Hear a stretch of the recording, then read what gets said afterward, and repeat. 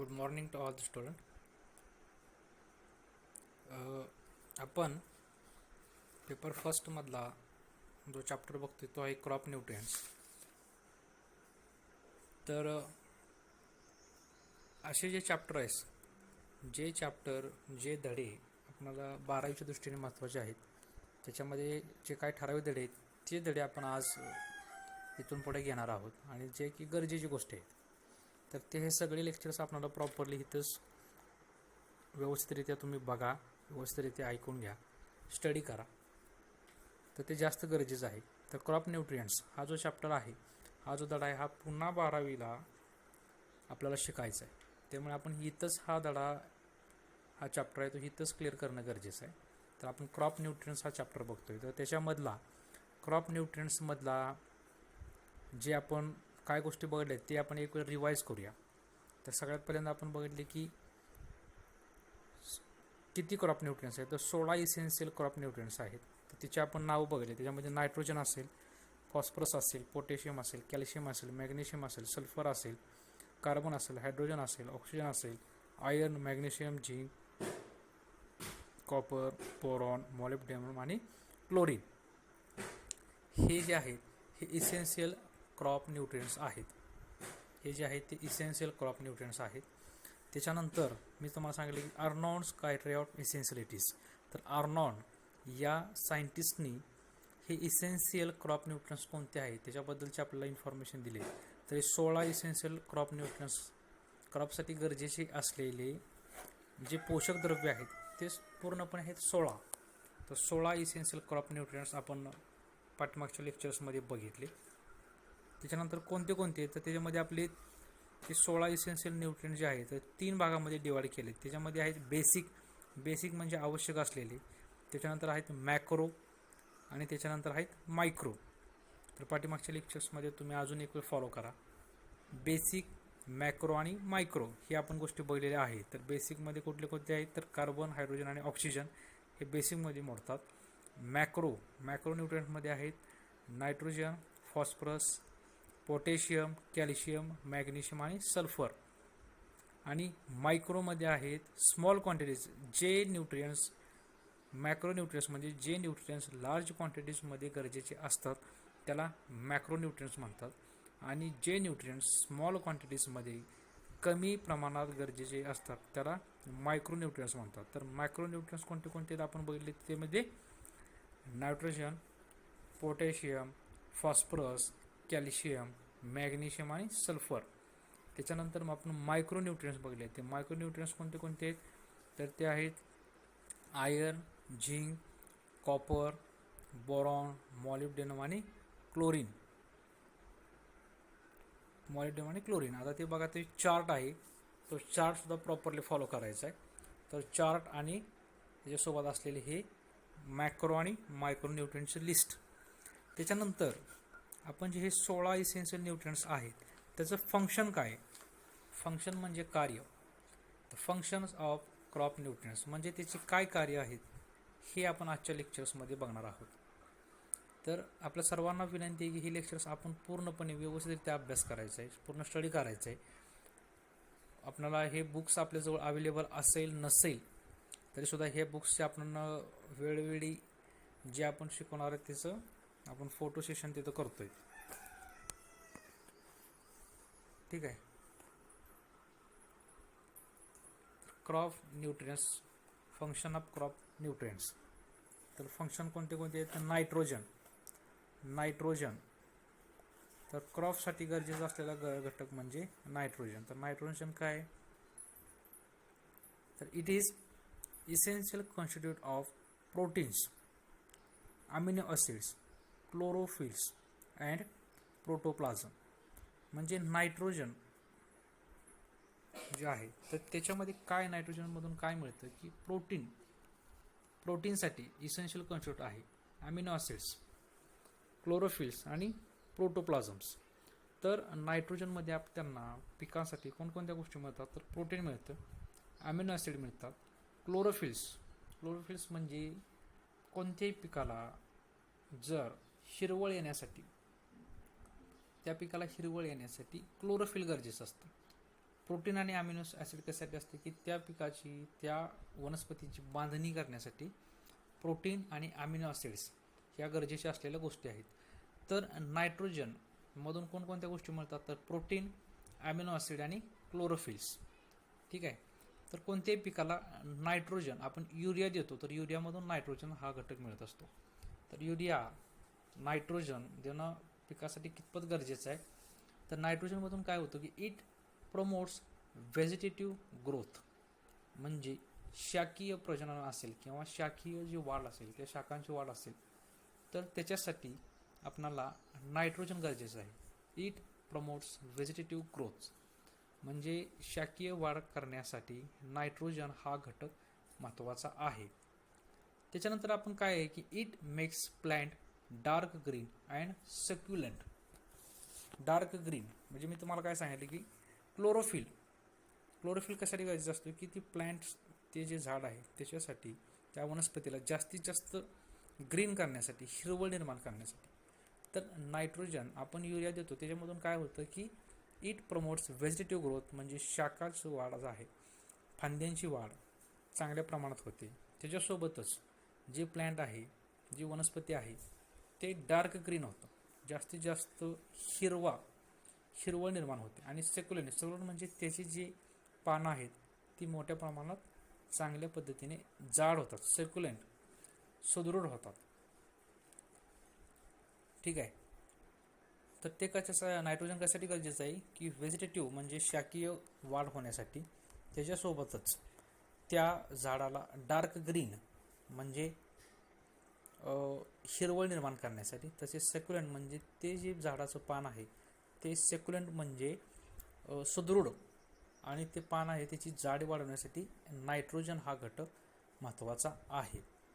त्याच्यानंतर ह्याच्यामध्ये दुसरा काय मुद्दा आहे की it makes plant more efficient in absorbing other nutrients like phosphorus, calcium by increasing cation exchange capacity. म्हणजे नायट्रोजनच्या जर घटक आहे त्या घटकापासून जे फॉस्फरस, कॅल्शियम अशा पद्धतीचे घटक आहेत तर त्या घटकांना ॲब्सॉर्बिंग म्हणजे शोषून घेण्याचं प्रमाण वाढतं. तर नायट्रोजन हा जो घटक आहे ह्या घटकाचा जर उपयोग केला तर बाकीच्या फॉस्फरस, कॅल्शियम सारख्या घटकांना ॲब्सॉर्ब करून घेण्याची, शोषून घेण्याचं पर्सेंटेज यातून वाढत असतं. तर आपण आपल्या ग्रुपवरती नायट्रोजन याचं डिफिशियन्सी म्हणजे नायट्रोजनची जर कमतरता असेल तर आपणाला जे झाड आहे, जे क्रॉप आहे, जे पीक आहे ते कसं दिसतं त्याचे एक आपण फोटो यातून शेअर केलेला आहे. तर डिफिशियन्सी ऑफ नायट्रोजन त्याचा एक फोटो शेअर केला आहे. तर नायट्रोजन का गरजेचं आहे तर बघा, तर पहिल्यापासून आपण पुन्हा अजून सांगतो की nitrogen is essential constituent of protein, amino acid आणि क्लोरोफिल. प्रोटीन, अमिनो ॲसिड या प्रोटीन मिळण्यासाठी नायट्रोजन ह्या घटकातून आपल्याला प्रोटीन मिळत असतं. तर प्रोटीनसाठी हा नायट्रोजन घटक गरजेचा आहे. इट प्रमोट्स व्हेजिटेटिव्ह ग्रोथ म्हणजे त्या पिकाची, त्या झाडाची शाखांची वाढ असेल त्याच्यासाठी आपणाला नायट्रोजन हा घटक सर्वाधिक जास्त महत्त्वाचा आहे. It promotes vegetative growth. It makes plant dark green and succulent. Dark green म्हणजे हिरवळ, डार्क ग्रीन म्हणजे हिरवा. ते प्लांट्स असेल, ते क्रॉप असेल तर जास्तीत जास्त हिरवळ करण्यासाठी, डार्क ग्रीन करण्यासाठी आपल्याला नायट्रोजन हा घटक महत्त्वाचा आहे. तर ह्याच्यामध्ये एवढंच, नायट्रोजनमध्ये एवढीच गोष्ट लक्षात घ्यायची. The function of crop nutrients म्हणजे त्याचं कार्य काय आहे, पोषक तत्वांचं कार्य काय आहे हे आपण चॅप्टर गोष्टी ह्या बघतो. त्याच्यानंतर आपण बघतोय की फॉस्फरस तर त्याच्यामध्ये जे इम्पॉर्टंट घटक आहेत हे इथं आपण हायलाईट केलेत. ह्या गोष्टी आपल्याला लक्षात ठेवायच्या. बाकीचा जो फापट पसार आहे तो लक्षात न ठेवता फक्त जे इम्पॉर्टंट आहेत तर नायट्रोजनमधल्या ह्या 4 लाईन इम्पॉर्टन्स आहेत त्या आपल्याला फक्त लक्षात ठेवायचं आहे. फॉस्फरसमधला जे डार्क आपण केलेलं आहे, जे हायलाईट केलं आहे ते जास्त इम्पॉर्टंट. तर फॉस्फरस, नायट्रोजन, फॉस्फरस आणि पोटॅशियम हे 3 घटक आहेत. हे आपल्याला पिकासाठी सर्वाधिक गरजेचे असलेले घटक आहेत. तर आता आपण दुसरा घटक बघितलो तो आहे फॉस्फरस.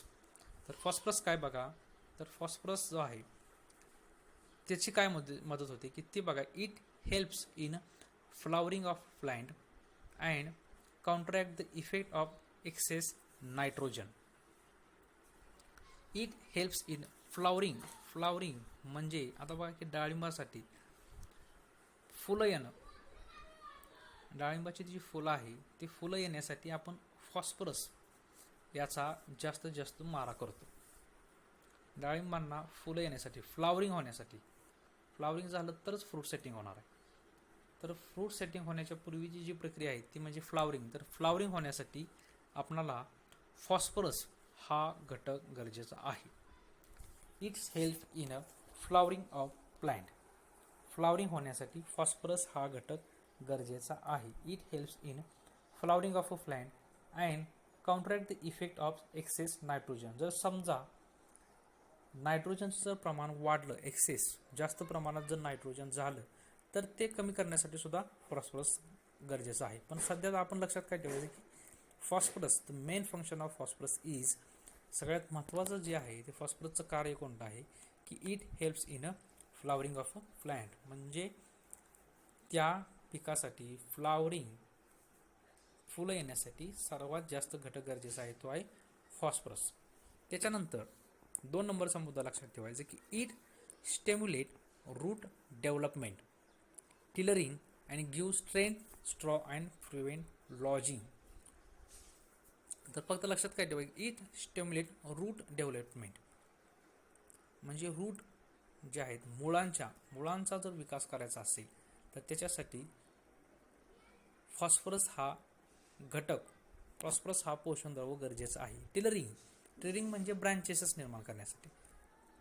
त्याच्यानंतर इट गिव्ह स्ट्रेंथ म्हणजे त्या झाडाला स्ट्रेंथ म्हणजे ताकद देण्यासाठी सुद्धा फॉस्फरस गरजेचं आहे. म्हणजे प्रिव्हेंट लॉजिंग म्हणजे एका ठिकाणी अडथळा निर्माण होतो ना, तर अडथळा कमी करण्यासाठी सुद्धा फॉस्फरस हा घटक गरजेचा आहे. तर त्याच्यामध्ये लक्षात आपल्या एवढं ठेवायचं की इट स्टिम्युलेट रूट डेव्हलपमेंट म्हणजे मुळांच्या विकासासाठी फॉस्फरस हा घटक गरजेचा आहे. फ्लावरिंग ऑफ प्लांट म्हणजे त्या पिकासाठी फ्लावरिंग म्हणजे फुलं तयार करण्यासाठी सुद्धा फॉस्फरस गरजेचं आहे. तसंच रूट डेव्हलपमेंट म्हणजे पिकांच्या मुळा तयार करण्यासाठी, मुळांचा विकास होण्यासाठी सुद्धा फॉस्फरसच गरजेचा आहे. त्याच्यानंतर पुन्हा लक्षात घ्या की त्याच्यामध्ये तिसरा काय घटक महत्त्वाचे गरजेचं आहे की it improves quality of grain and yield. Grain म्हणजे धान्याचं विकास होण्यासाठी किंवा धान्य चांगल्या पद्धतीने उगवून येण्यासाठी, निर्माण होण्यासाठी. समजा आपण ज्वारी केलेली आहे किंवा बाजरी केलेली आहे, तर ज्वारी आणि बाजरी जी आहे तर ती चांगल्या पद्धतीने त्याचा त्या विकास होण्यासाठी किंवा ते कणसामध्ये धान्य निर्माण होण्यासाठी फॉस्फरस हा घटक गरजेचा आहे. बघा, हेच फक्त ह्या गोष्टी महत्त्वाच्या आहेत. तर पहिला काय गोष्ट महत्त्वाची आहे ती म्हणजे फ्लावरिंग ऑफ प्लांट म्हणजे त्या प्लांटला, त्या झाडाला चांगल्या पद्धतीची फुलं येण्यासाठी, फ्लावरिंग होण्यासाठी. त्याच्यानंतर रूट डेव्हलपमेंट म्हणजे त्या मुळांचा विकास होण्यासाठी. आणि त्याच्यानंतर पुन्हा क्वालिटी ऑफ ग्रेन म्हणजे आपण एखादा ज्वारी, बाजरी, मका आपण एखादा ग्रेन असलेली एखादा जर आपण पिकात जर घेतला असेल तर त्याचं त्या कणसामधल्या धान्यांची चांगल्या पद्धतीची जर क्वालिटी निर्माण करायची असेल तर फॉस्फरस हा घटक गरजेचा आहे. त्याच्यानंतर it improves disease resistance activity of rhizobium and root nodules formation in a legumes म्हणजे डिसीज रेजिस्टन्स म्हणजे रोगप्रतिकार क्षमता वाढवण्यासाठी सुद्धा फॉस्फरस हा घटक जास्तीत जास्त गरजेचा आहे. It improves quality of grain and yield. तसंच तो आपण मी सांगितलं की क्वालिटी ऑफ ग्रेन एखाद्या त्या झाडाचं ग्रेन फॉर्म्युलेशन आहे, धान्यांची निर्मिती जी आहे ती योग्य पद्धतीने व्हावी म्हणून सुद्धा फॉस्फरस हा घटक वापरला जातो. तर आज आपण ह्या लेक्चरमध्ये फक्त 3च गोष्टी बघणार आहेत. ते जे महत्त्वाचे आहेत तेच नायट्रोजन, फॉस्फरस आणि पोटॅशियम. तर 2 सगळ्यात महत्त्वाच्या गोष्टी आहेत ते म्हणजे नायट्रोजन आणि फॉस्फरस. नायट्रोजन व्हेजिटेटिव्ह ग्रोथसाठी आणि फॉस्फरस जे आहे ते रूट डेव्हलपमेंटसाठी म्हणजे मुळाच्या विकासासाठी जास्तीत जास्त हे फॉस्फरस हे गरजेचं आहे. तिसरा घटक आहे ते आहे पोटॅशियम. ते काय? It maintains cellular organisation. त्याच्यानंतर हे काय महत्त्वाचं नाही. त्याच्यानंतर दुसरा, it increases efficiency of the leaf in manufacture of starch and sugar. It increases efficiency म्हणजे त्याचं आवश्यकता, त्याचे calibres. It improves efficiency. It increases efficiency of leaf in manufacture of starch and sugar. Photosynthesis म्हणजे सूर्यप्रकाश शोषण्याची जी प्रक्रिया आहे त्या प्रक्रियामधून जे स्टार्च फॉर्म्युलेशन होतं, ठीक आहे, तर त्या झाडासाठी जे आवश्यक असणारे जे पोषण द्रव्य आहेत त्याच्यामध्ये स्टार्च फॉर्म्युलेशन जे आहे, स्टार्च म्हणजे एक असा त्या झाडामध्ये एक गोड पदार्थ तयार होतो, त्याला स्टार्च असं म्हटलं जातं. तर स्टार्च फॉर्म्युलेशन जे आहे ते वाढवण्यासाठी आपणाला जास्तीत जास्त पोटॅशियम या घटकाची गरज आहे. स्टार्च क्रिएट करण्यासाठी, स्टार्च फॉर्म्युलेट करण्यासाठी आपणाला पोटॅशियम या घटकाची गरज आहे. त्याच्यानंतर it helps in producing stiff straw in a cereal and reduce lodging. हे सुद्धा महत्त्वाचं नाही. आपण नंतर दुसरा मुद्दा बघायचा की it's presence effect on figure and disease resistance in a plant. Figure म्हणजे त्याला हिरवळ येण्यासाठी आणि डिसीज रेजिस्टन्स म्हणजे त्या झाडाचा जो असेल रोग प्रतिकारशक्ती वाढवण्यासाठी हा घटक महत्त्वाचा आहे. रोग प्रतिकारशक्ती वाढवण्यासाठी पोटॅशियम हा घटक महत्त्वाचा आहे.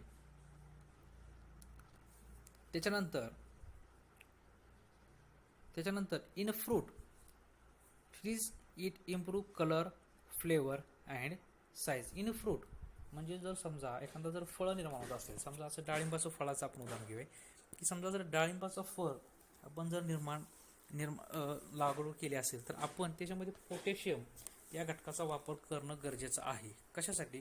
तर फळाची क्वालिटीज, जे फळ आहे त्या फळाची क्वालिटी निर्माण होण्यासाठी, क्वालिटी चांगली राहण्यासाठी पोटॅशियम या घटकाची गरज आहे. तर आपण 3 बघतोय, त्याच्यामध्ये अजून एक वेळ लक्षात घे की पोटॅशियम कशासाठी गरजेचं आहे, की जे मुद्दे हायलाईट केले तेच फक्त लक्षात ठेवायचे. तर ते काय आहे, ती इट मेंटेन्स सेल्युलर ऑर्गॅनिझम. त्याच्यानंतर it increases efficiency of leaf in manufacture of starch and sugar. तर प्रकाश संश्लेषण क्रियेमधून जे आपल्याला स्टार्च जे तयार होतं, जे शुगर पानामध्ये जे तयार होतं, म्हणजे जे वनस्पती आहेत ते आपलं स्वतःचं अन्न स्वतः तयार करतात, तर त्या वनस्पतींना स्टार्च आणि शुगर ह्या गोष्टी मिळवण्यासाठी जे आहे ते पोटॅशियम गरजेचं आहे. ठीक आहे. त्याच्यानंतर काय म्हटलं आपण की इन फ्रूट, समजा जर फ्रूट्स असतील तर फ्रूटच्या बाबतीमध्ये काय असेल की in fruit trees it improve colour, flavour and size. In fruit trees it improve colour, flavour and size. तर जे फ्रूट्स आहेत तर त्या फ्रूटचे कलर प्रॉपरली कलर येण्यासाठी, समजा डाळिंबाचं जे आहे तर डाळिंबासाठी जर योग्य कलर, फ्लेवर म्हणजे चव असेल, त्याचा जो गंध असेल त्याच्यासाठी, आणि त्याची साईज, तर साईज प्रॉपर येण्यासाठी पोटॅशियम हा घटक गरजेचा आहे. तर सगळ्यात महत्त्वाची गोष्ट म्हणजे हेच 3 गोष्टी लक्षात ठेवायच्या याच्यामध्ये की फ्रूट, फ्लेवर आणि साईज. तर कलर, फ्लेवर आणि साईज येण्यासाठी त्या फ्रूटची, त्या फळाची चांगल्या पद्धतीचा कलर, फ्लेवर आणि साईज प्रॉपर मेंटेन होण्यासाठी पोटॅशियम हा घटक गरजेचा आहे. तर हे 3 घटक पुन्हा एक वेळ आपण हे करूया. तर नायट्रोजन, फॉस्फरस आणि पोटॅशियम. तर नायट्रोजनचं काय इफेक्ट आहे, तर इट प्रोमोटेस व्हेजिटेटिव्ह ग्रोथ, म्हणजे शाकीय जी वाढ आहे, व्हेजिटेटिव्ह म्हणजे त्या पानांची जी वाढ आहे ती प्रॉपरली होण्यासाठी नायट्रोजन गरजेचं आहे. त्याच्यानंतर it makes plant dark green and succulent. म्हणजे जो प्लांट आहे, जे वनस्पती आहे, त्याला जास्तीत जास्त डार्क ग्रीन करण्यासाठी आपल्याला हे नायट्रोजन गरजेचं आहे. त्याच्यानंतर पुन्हा घ्यायचं की फॉस्फरस कशासाठी गरजेचं आहे की it's help in a flowering of a plant. म्हणजे त्या वनस्पतीला, त्या झाडासाठी फ्लावरिंग होण्यासाठी, समजा आपण उदाहरण आयडियल आपल्यासाठी उदाहरण जे आहे ते डाळिंब आहे. तर डाळिंबाला उदाहरण समजा की डाळिंबाला चांगल्या पद्धतीचं फ्लावरिंग होण्यासाठी फॉस्फरस हा घटक गरजेचा आहे. त्याच्यानंतर रूट डेव्हलपमेंट, म्हणजे रूट्स असतील, मुळं असतील, तर मुळांच्या डेव्हलपमेंटसाठी, मुळांच्या विकासासाठी आपल्याला फॉस्फरस हा घटक गरजेचा आहे. त्याच्यानंतर क्वालिटी ऑफ ग्रेन, जी धान्य आहेत, समजा आपण ज्वारी, बाजरी, मका असं एखाद्या प्रकारचं धान्य त्याचं आपण पेरणी केली, तर त्या पिकामध्ये धान्यांचं क्वालिटी चांगली येण्यासाठी आपण फॉस्फरस या घटकाचा, या न्यूट्रियंटचा, या पोषक द्रव्याचा आपण वापर करू शकतो. त्याच्यानंतर आहे पोटॅशियम. तर आपण पोटॅशियम बघितलं तर पोटॅशियम त्याच्यामधला जो डार्क केला आहे तो भाग लक्षात घ्या की it's presence effect on figure and disease resistance in a plant. ज्या प्लांट्स आहेत त्याच्यामध्ये डिसीज रेजिस्टन्स म्हणजे रोगप्रतिकारक शक्ती वाढवण्यासाठी आपणाला पोटॅशियम हे जास्तीत जास्त गरजेचं आहे.